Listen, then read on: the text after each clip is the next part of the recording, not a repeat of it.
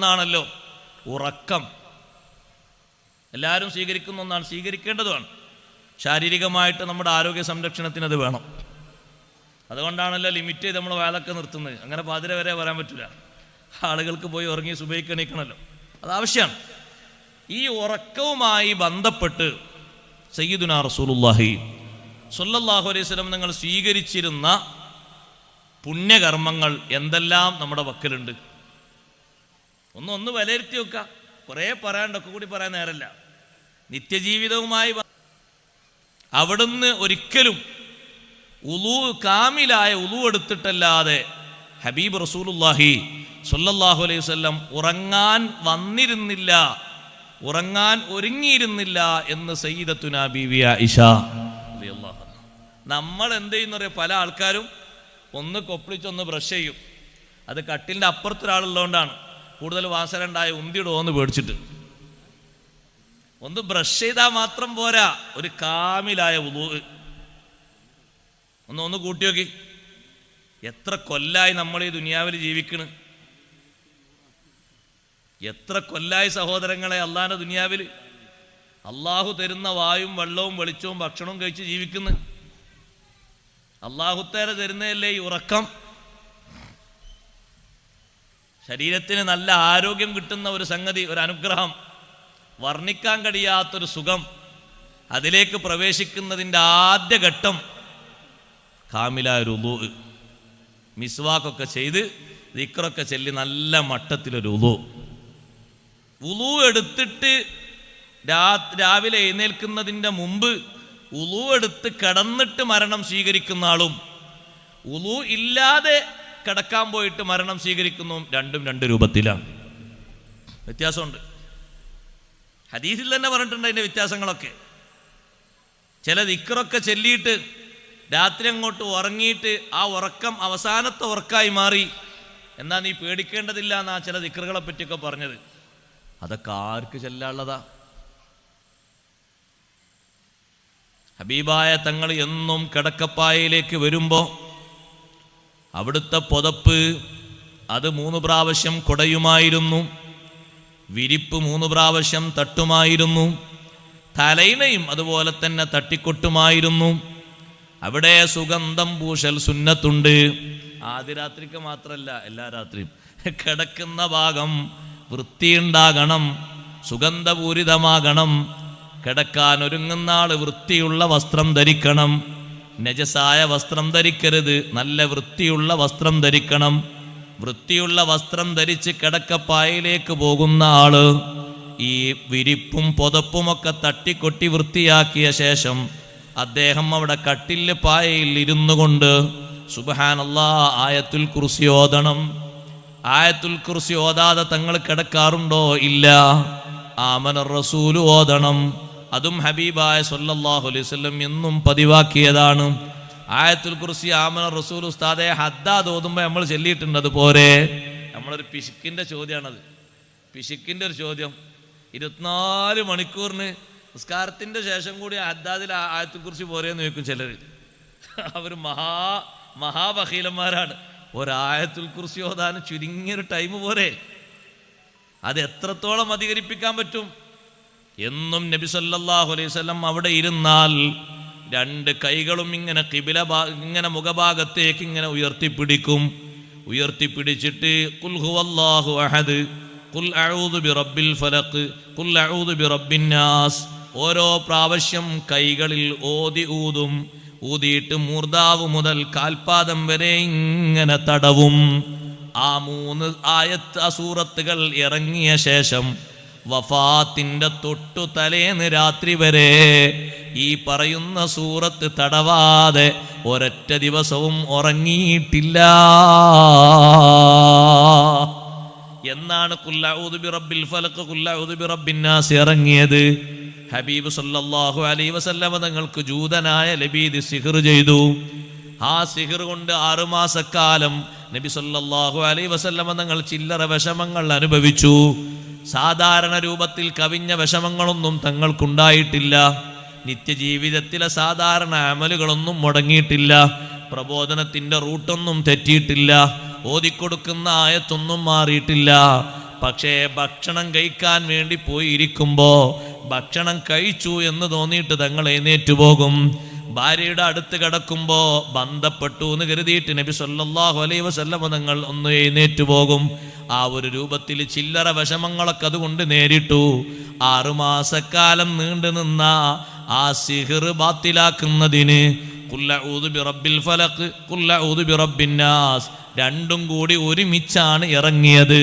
ഖുർആനിൽ നിന്ന് ഒരുമിച്ചിറങ്ങിയ 2 സൂറത്തുകളാണത്. അൽ മുഅവ്വദതൈൻ എന്ന് പേരുള്ള സൂറത്ത്. ആ 2 സൂറത്തുകളും നിങ്ങൾ കൂട്ടി നോക്കൂ, 11 ആയത്തുകളാണ്. എന്തേത് 11 കാരണം? ലബീദ് സിഹ്ർ ചെയ്തിട്ട് വെച്ച് കെട്ടിയ കെട്ടുകളുടെ എണ്ണം 11. ഖുൽ അഊദു ബിറബ്ബിൽ ഫലഖ് എന്ന് ഓതിയപ്പോൾ ഇൻഹല്ലത്ത് ഉഖ്ദതും മിൻഹാ ഒരു കെട്ടങ്ങ് അഴിഞ്ഞുപോയി. മിനൽ ജിന്നതി വന്നാസ് 11ാമത്തെ ആയത്ത് ഓതിയപ്പോ സർവ കെട്ടുകളും അഴിഞ്ഞ് സിഹ്ർ പൊളിഞ്ഞുപോയി. ചെറിയ സിഹ്റൊന്നല്ല ലബീദ് ചെയ്തത്. നബി സല്ലല്ലാഹു അലൈഹി വസല്ലമ തങ്ങൾക്ക് മസ്തും ഭ്രാന്തുമൊക്കെ ബാധിച്ചുകൊണ്ട് തങ്ങൾ മരിക്കാൻ കാരണമാകുന്ന രൂപത്തിൽ കടുപ്പമേറിയ സിഹ്റാണ് ചെയ്തത്. പക്ഷേ ഹബീബായ തങ്ങൾക്ക് അല്ലാഹു നൽകിയൊരു ഇസ്മത്തുണ്ട്, കാവലുണ്ട്. ആ കാവല് കാരണം അവിടെ ശരീരത്തിലേക്ക് അത് കാര്യമായി ഒന്നും മേശിയിട്ടില്ല. ഇരിക്കട്ടെ സഹോദരങ്ങളെ, ആ സൂറത്തുകൾ ഇറങ്ങിയ അന്ന് രാത്രി മുതൽ വഫാത്തിന്റെ തൊട്ടു തലേന്ന് രാത്രി വരെ ഇങ്ങനെ 2 കൈകളും മുന്നിലേക്ക് പിടിച്ച് ഓരോ പ്രാവശ്യം ഓതിയിട്ട് കൈകളിലേക്ക് ഊതിയിട്ട് മൂർധാവ് മുതൽ കാലിന്റെ അടിഭാഗം വരെ തടവുന്ന പതിവുണ്ടായിരുന്നു. അങ്ങനെ 3 പ്രാവശ്യം ചെയ്തിരുന്നു കിടക്കാൻ നേരത്ത്. 3 പ്രാവശ്യം. ഒരു പ്രാവശ്യം ഇങ്ങനെ കൈ ഉയർത്തുക, ഓരോ പ്രാവശ്യം മോദി ഊതുക, അങ്ങനെ തടവുക. 2ാമതും കൈ ഇങ്ങനെ ഉയർത്തുക, ഓരോ പ്രാവശ്യം മോദി ഊതുക, ഇങ്ങനെ തടവുക. 3ാമത്തെ പ്രാവശ്യം അങ്ങനെ ചെയ്യാം. അങ്ങനെ 3 പ്രാവശ്യം ചെയ്തിരുന്നു. വഫാത്തിന്റെ തൊട്ട് തലേന്ന് ആയിഷ ബീവി റളിയല്ലാഹു അൻഹയുടെ മടിയിൽ കിടക്കുന്ന ഹബീബ് സല്ലല്ലാഹു അലൈഹി വസല്ലം തങ്ങൾ പറഞ്ഞു, ആയിഷ, ഞാൻ സാധാരണ ഓതുന്ന ആയത്തുകൾ ഒന്ന് ഓതിത്തരണം എന്ന് പറഞ്ഞപ്പോൾ ആയിഷ ബീവി റളിയല്ലാഹു അൻഹ ആണ് ഓതിക്കൊടുക്കുന്നത്. പക്ഷേ തങ്ങളെ കൈകൾ ഇങ്ങനെ ഉയർത്തിപ്പിടിച്ചു ബീവി. ആ കൈകൾ ഇങ്ങനെ ഉയർത്തിപ്പിടിച്ചിട്ട് അതിലേക്ക് ഊതി. എന്നിട്ട് നബി സല്ലല്ലാഹു അലൈഹി വസല്ലം ഞങ്ങളെ കൈകളെ കൊണ്ട് ഇങ്ങനെ തടവിക്കൊടുത്തു. അത്ര വരെ കാത്തു സൂക്ഷിച്ചൊരു സുന്നത്താണ്. ഒന്ന് ചിന്തിച്ചു നോക്കൂ, നമ്മൾ എത്ര പേര് എത്ര കണ്ടിന്യൂ ആയി കൊണ്ടുപോകുന്നുണ്ട്? ഞാനൊരു ആലോചനക്ക് വേണ്ടി പറയാണ്. ഒരു ഉറക്കവുമായി ബന്ധപ്പെട്ടത് മാത്രം തന്നെ പറഞ്ഞാൽ തന്നെ നമ്മളെ കാര്യം പോക്കാന്ന് ഞാൻ പറഞ്ഞത്. പിന്നെ ബാക്കിയുള്ളതൊക്കെ എണ്ണിയാൽ പിന്നെ ഉണ്ടാവൂല. നമ്മളെന്താണ് ആഖിറത്തിലേക്കുള്ള അമലായി കരുതിയത്? നമ്മളെ കൊണ്ട് സാധിക്കുന്ന എത്ര ഉണ്ട്?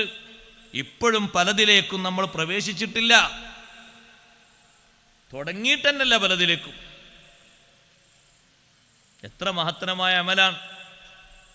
ഇതിങ്ങനെ നിർവഹിച്ച ശേഷം കട്ടിലേക്ക് ഇങ്ങനെ ശരീരം വെക്കുകയാണെങ്കിൽ വെക്കുന്ന നേരത്ത് കട്ടിലേക്ക് ഇങ്ങനെ ചാഞ്ഞു പോകുന്ന നേരത്ത് പറയും, ബിസ്മിക റബ്ബി വളഅതു ജംബി വബിക റഫഉഹു ഇന്നംസക്ത നഫ്സി ഫർഹംഹാ വഇൻ അർസൽതഹാ ഫഹ്ഫൽഹാ ബിമാ തഹ്ഫളു ബിഹി ഇബാദക സ്വാലിഹീൻ എന്ന് പറഞ്ഞുകൊണ്ട് തായോട്ട് അങ്ങനെ വെച്ച് കഴിഞ്ഞാൽ സുബ്ഹാനല്ലാഹ് 33, അൽഹംദുലില്ലാഹ് 33, അല്ലാഹു അക്ബർ 34. അതും ചൊല്ലിക്കഴിഞ്ഞാലോ അല്ലാഹുമ്മ അസ്ലംതു നഫ്സി ഇലൈക വഫവ്വൽതു അംരി ഇലൈക വഅൽജഅതു ളഹ്രി ഇലൈക വവജ്ജഹതു വജ്ഹി ഇലൈക റഗ്ബതൻ വറഹ്ബതൻ ഇലൈക ലാ മൽജഅ വലാ മൻജാ മിൻക ഇല്ലാ ഇലൈക ആമന്തു ബികിതാബിക അല്ലദീ അൻസൽത വനബിയ്യിക അല്ലദീ അർസൽത അല്ലാഹുമ്മ ഖിനി അദാബക യൗമ തബ്അസു ഇബാദക. ഈ ദിക്ർ അങ്ങനെ ചൊല്ലും. ഈ ദിക്റിനെ പറ്റിയാണ് നബി സല്ലല്ലാഹു അലൈഹി വസല്ലം നിങ്ങൾ പറഞ്ഞത്. ഈ ദിക്ർ അങ്ങനെ ചൊല്ലിയിട്ട് അന്നത്തെ രാത്രി നീ മരിക്കുകയാണെങ്കിൽ മിത്ത അലൽ ഫിത്ര, ഇസ്ലാമിന്റെ വിശുദ്ധിയിൽ നീ മരിക്കും. ഈമാൻ കിട്ടി മരിക്കാൻ കഴിയും. മരിക്കുന്നില്ല, നേരം വെളുത്തിട്ട് പിന്നെയും നീ സജീവമായി ജീവിക്കാണോ? വൈൻ അസ്ബഹത അസ്ബത ഖൈറൻ, ഒരുപാട് നല്ല മാർഗങ്ങൾ നിനക്ക് രാവിലെ തന്നെ എത്തിക്കാൻ കഴിയും.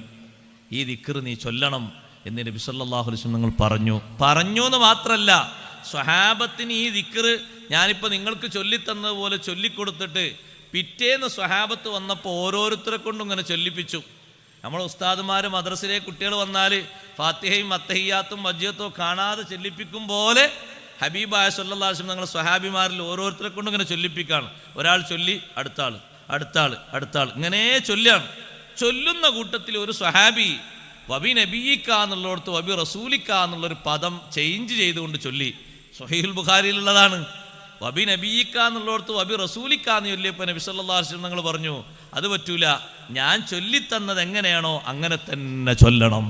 ഞാൻ എങ്ങനെ ചൊല്ലിത്തന്നത്? വബി റസൂലിക്ക എന്നല്ല, വബി നബിയിക്കല്ലദീ അർസൽത. നബി എന്നതിനേക്കാളും അർത്ഥവ്യാപ്തിയുള്ളതാണ് റസൂൽ എന്ന്. പക്ഷെ ആ വന്ന പദം ഹദീസിൽ എങ്ങനെയാണോ വന്നത്, തങ്ങൾ എങ്ങനെയാണോ ചൊല്ലിയത് അങ്ങനെ തന്നെ ചൊല്ലണം, ഒന്നും മാറ്റാതെ. അത്രത്തോളം സൂക്ഷ്മമായി പഠിപ്പിക്കപ്പെട്ടൊരു ദിക്റാണിത്. ഉമ്മമാരെ, ഈ ദിക്റും ചൊല്ലിയിട്ടങ്ങ് കിടന്നാൽ സുബ്ഹാനല്ലാഹ്, കിടത്തത്തിന് തന്നെ എന്തൊരു സന്തോഷമാണ്. കിടക്കാനുള്ള ബഹുമതികളിൽ നിന്ന് കുറച്ചാണ് ഞാൻ ഇവിടെ എണ്ണിയത്. അതിൽ പ്രധാനപ്പെട്ട ഒന്നാണ് ഉളു എടുക്കാതെ ഒരിക്കലും കിടക്കരുത്. ചിലർ ചോദിക്കും, ഉസ്താദേ എന്തിനാണ് ആ ഉളു കൊണ്ട് കാര്യം? ഭാര്യനെ തൊടുമ്പോഴേക്കത് മുറിയൂലേ? ഉറങ്ങുമ്പോഴേക്ക് ആ ഉളു മുറിഞ്ഞു പോകൂലേ? തുടക്കം എന്ന നിലക്കുള്ളൊരു പരിശുദ്ധി അതിനുണ്ട്. ആ സുന്നത്ത് നമ്മൾ സ്വീകരിക്കണം. നമ്മുടെ ശരീരം കൊണ്ടുപോയി വെക്കുന്ന കിടക്കയിൽ അന്തിപ്പാതിര നേരത്ത് നമ്മുടെ റൂഹ് പിടിക്കാൻ വരുന്ന മലക്കുകൾ ഈ കിടക്കുന്ന മനുഷ്യൻ പരിശുദ്ധിയിലാണോ ഉറങ്ങിയത്, പരിശുദ്ധി ഇല്ലാതെയാണോ ഉറങ്ങിയത്? രണ്ടും രൂപമാണ്, രണ്ടും രണ്ട് ഭാവമാണ്. ഉളുവോടുകൂടെ ദിക്റ് ചൊല്ലി ഉറങ്ങിയവൻ മരണത്തെ നേരിടുന്നതും അല്ലാത്തവർ നേരിടുന്നതും വ്യത്യാസമുണ്ട്. രണ്ടും ഒരുപോലെയല്ല. അള്ളാഹു തികഞ്ഞ മനക്കരുത്തും ഉണർവും ഉളു എടുത്തിട്ട് ദിക്റൊക്കെ ചൊല്ലിക്കിടന്ന ആൾക്ക് അള്ളാഹു നൽകും. അവനൊരു ദിക്റ് ചൊല്ലാൻ സമയം കിട്ടിയാലോ എന്തൊരു സന്തോഷമാണ്. അവസാനത്തെ നേരത്ത് ഉണർന്ന മനസ്സോടെ അള്ളാഹുവിനെ ഓർത്തുകൊണ്ട് പിരിയാൻ കഴിഞ്ഞാൽ, ചൊല്ലിക്കൊണ്ട് പിരിയാൻ കഴിഞ്ഞാൽ, മറ്റുള്ളവർ സാക്ഷിയാകും വിധം ഉറക്ക ചൊല്ലി പിരിയാൻ കഴിഞ്ഞാൽ അതൊക്കെ മഹാഭാഗ്യങ്ങളിൽ എണ്ണപ്പെടുന്നതാണ്. അതേ, ഉറക്കത്തിൽ ആള് മരിച്ചുപോയത് തന്നെ അറിഞ്ഞിട്ടില്ല, അപ്പുറത്ത് കിടക്കുന്ന ആളും അറിഞ്ഞിട്ടില്ല. എങ്ങനെയാണ് പെട്ടെന്ന് ഇങ്ങനെ മരിച്ചുപോയത് എന്നറിയില്ല. ഒരു സൈലന്റ് അറ്റാക്ക് എന്ന് പലരും പറഞ്ഞേക്കും. അതൊരു സാധാരണ ഭാഷയാണ്. അങ്ങനെ അങ്ങോട്ട് മരിച്ചുപോയി എന്ന് പറയും. അതേ സമയത്ത് മരണത്തിൻ്റെ നേരത്ത് കൂടുതൽ ഹിമ്മത്തോടുകൂടെ മരണത്തെ സ്വീകരിക്കലില്ലേ, അതാണ് ഏറ്റവും നല്ല മരണം. ഷെയ്ഖ് അബ്ദുൽ ഖാദിർ ജീലാനി റളിയല്ലാഹു അൻഹു